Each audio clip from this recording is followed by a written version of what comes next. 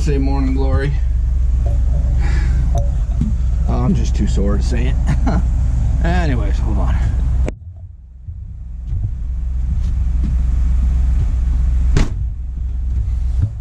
So it's been a few days since I picked up the camera.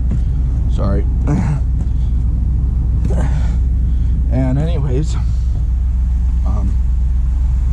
the cattle have sold. In fact, I don't even know what I got for them, but we did pretty good. But I didn't film anything on holiday, and I'll tell you why in a second.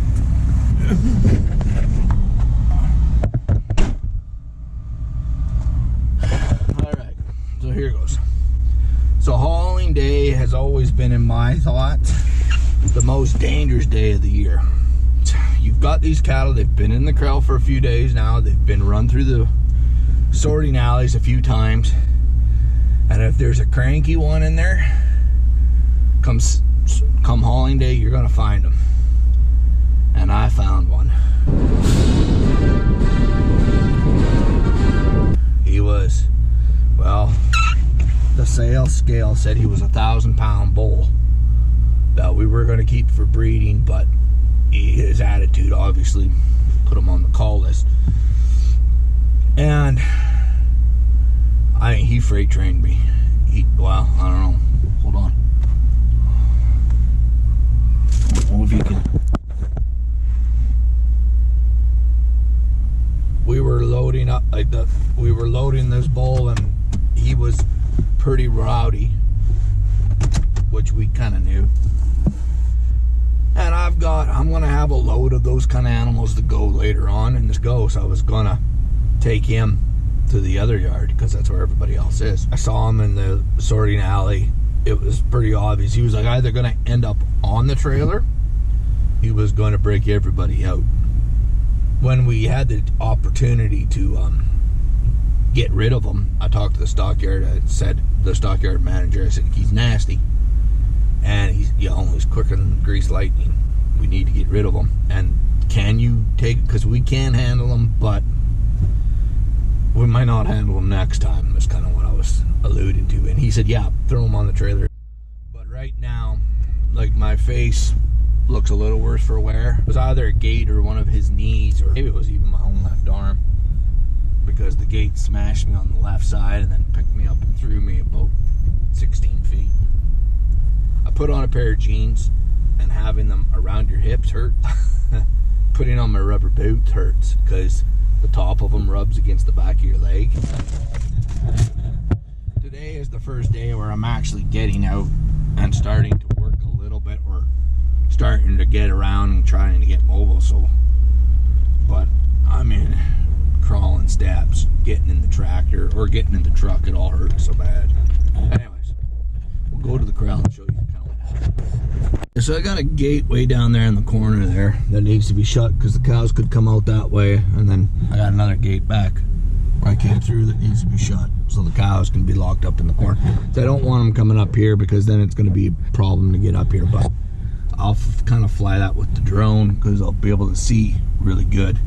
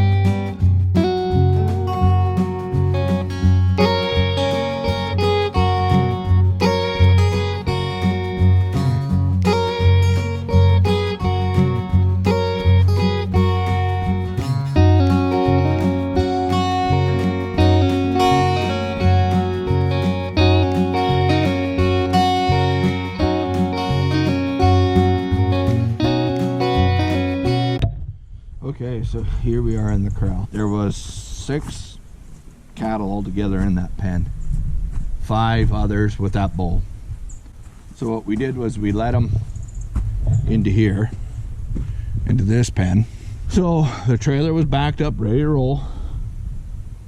And his buddies were in here so that to kind of keep him calm.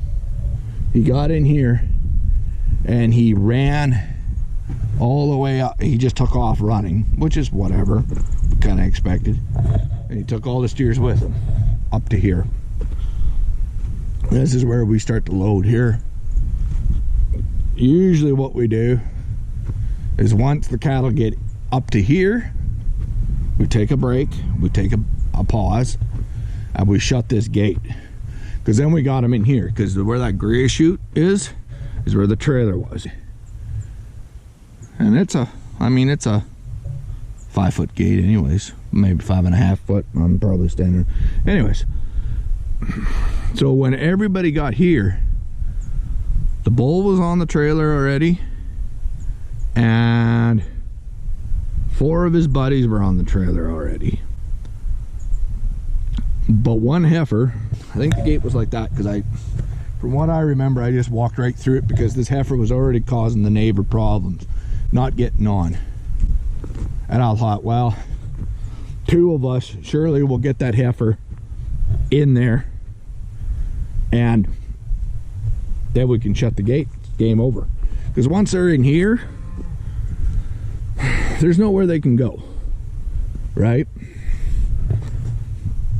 What we should have done, there's another little slide gate there. We should have locked the cattle that were on the trailer so they couldn't go nowhere. But we didn't. So we were trying to get this heifer that was in here. I don't know where that gate came from, but we were trying to get the heifer that was in here, in there, and she was being a little shit. We had 3 tries at her. On the 3rd try, she charged me, which didn't mean much because she's so small. She's not very intimidating. So when she charged me, I knew the wheels on the bus were falling off. So I retreated to this gate to shut it, to tie it, and regroup. I got to here, and I looked back.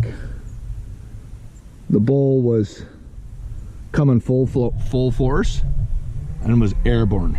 Trying to tie this gate, right? And I looked, the bull's coming, and I must have been past the gate here, because when he jumped and hit the gate hit me. So then when that gate hit me, it picked me up,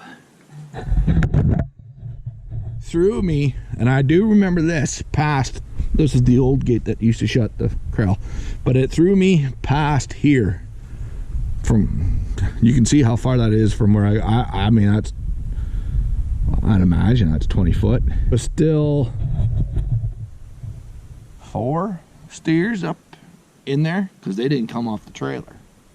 The bull was in this alley with me, and I was on Dream Street. I think it took me 10 or 15 seconds to realize that I was still in the pen with the bull, and the neighbor was standing over me watching him over there and watching these guys over there to make sure I wasn't going to become roadkill. It happened so damn fast. Like, I mean, I bet you he made that distance in 3 seconds maybe.